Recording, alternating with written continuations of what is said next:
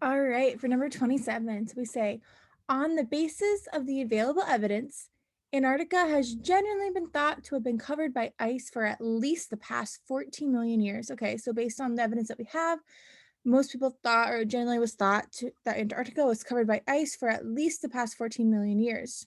Recently, however, 3 million-year-old fossils of a kind previously found only in ocean floor sediments were discovered under the ice sheet covering central Antarctica.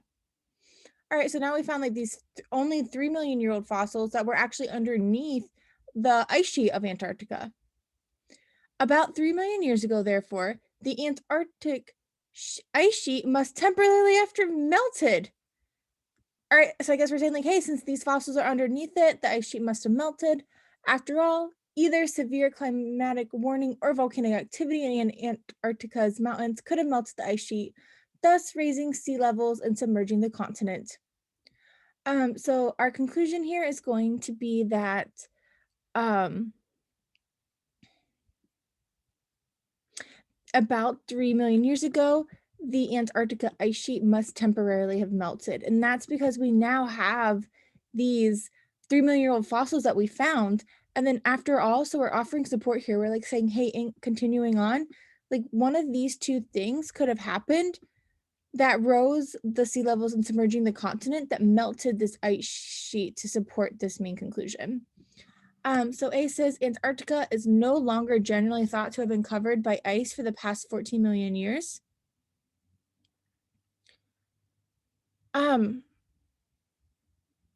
I don't know if it's no longer generally thought this. I'm gonna leave this open, but the reason I don't love A is that do we know that this is common knowledge yet? That most people generally don't think it. B says it is not the case that ancient fossils of the kind recently found in Antarctica are only in ocean floor sediments.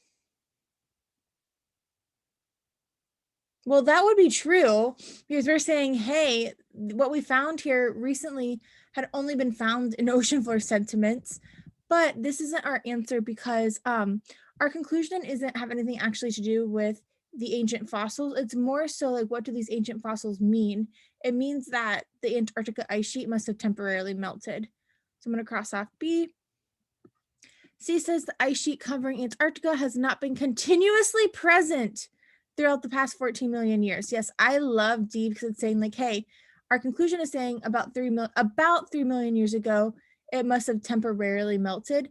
And that's pretty similar to saying like, hey, it has not been constantly or continuously present the last 14 million years. D said what caused Antarctica to be submerged under the sea was the melting of the ice sheet that previously covered the continent. I mean, while this might be true, our conclusion is more so that hey, this ice sheet hasn't been there always. Like clearly 3 million years ago, it wasn't there. And then E says the ice sheet covering Antarctica was melted either as a result of volcanic activity in Antarctica's mountains or as a result of severe climatic warming.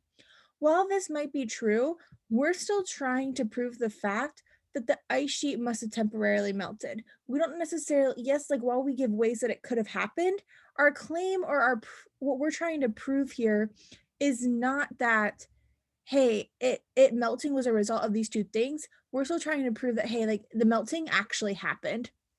And so that's why our answer is going to be C, where yeah, the sheet must not have been there always for the last 14 years.